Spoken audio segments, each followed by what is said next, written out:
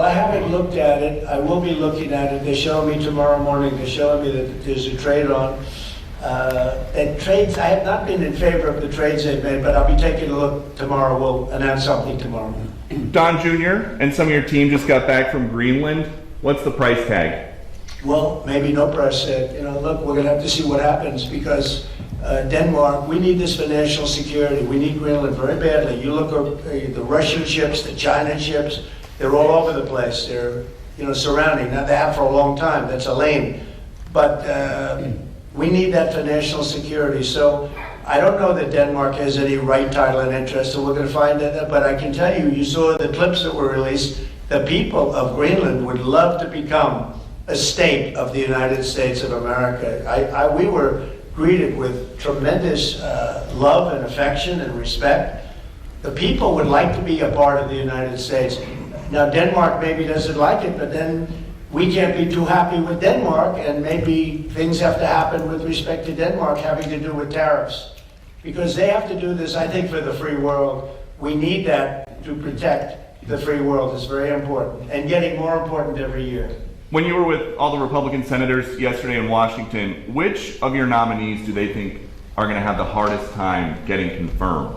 So we had a great meeting with almost every senator, Republican senator, and I would say that first it was a love fest. This is a love fest too, I believe. I'll let you know in about an hour. But this is pretty much a love fest. I mean, the governors aren't exactly chopped liver, right? This is a group of people that have done a phenomenal job, and especially when you see what's going on in Los Angeles and all. You look at the way they've run their states, it's incredible. I talk about it all the time, the top 25 states, and I don't believe we have any in the list of crime. So every one of them is a Democrat-run state. We want to get along with the Democrats. I'm trying to be nice. We're going into a new term. It's going to be a great time for, I'm going to call it the golden age. I believe we have a chance at the golden age of America, but I have to tell you, you look at the crime, it's all on the shoulders of Democrats and the way they run their states. And if these people ran those states, same people, same everything, but you put these people in those states, you wouldn't have crime like that at all. We've been watching over the last couple weeks, a lot of CEOs, including some who censored you 4 years ago, have been coming down here basically to kiss the ring. Did they change or did you change? Well, maybe we all changed. I think they've gained a lot of respect. I think they looked at the mandate that we got. As you know, we won the popular vote, as I said. We won all 7 swing states. They said, well, if Trump would win, you know, I had to win 3. Because I had a lot of early voting going on, and we had to win 3, and we won all 7, and we won them by a lot. We didn't win them by a little, we won them by a lot, and we won the popular vote by a lot. I think that had an effect.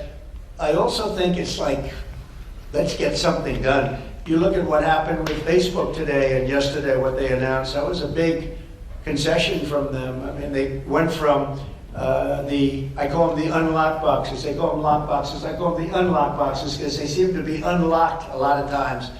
But you went from the unlocked boxes into a statement yesterday that's really talking about free speech. What a difference that is. And so we appreciate that. But I think they've gained a lot of respect. We've had everybody. Jeff Bezos came, Bill Gates came, Mark Zuckerberg came.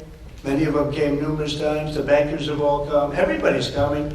I haven't had anybody saying anything bad about me. I'm not used to it. But a lot of us respect, I think they respect the Republican Party. The Republican Party has become a much bigger party. It's become a party for the worker. You know, if you look at all of the union votes that I got, and when I say I, it's really all of us together because it's a whole thing. But we won the Teamsters, we did great with the auto workers, we did, you know, all heavily union, and non-union states we won by a lot. Florida is an example, we won by millions of votes, the highest vote ever gotten. And so it's been a great period of time. A ton of world leaders have called you as well. We understand still no call with Putin. Is that a day 1 or week 1 call that you want to have? He wants to meet. And we're setting it up.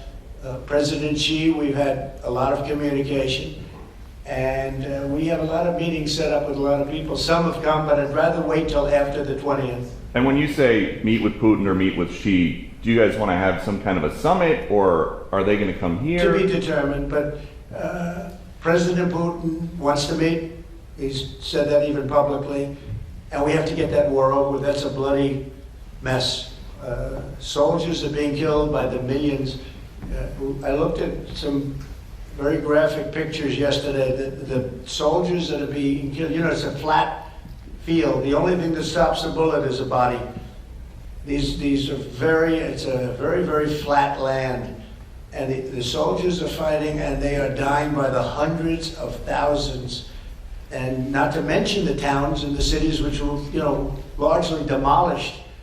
And there are a lot of people in the big surprise, and it's going to be a very unpleasant surprise, is how many people were killed in that war. It's much higher than the press is reporting.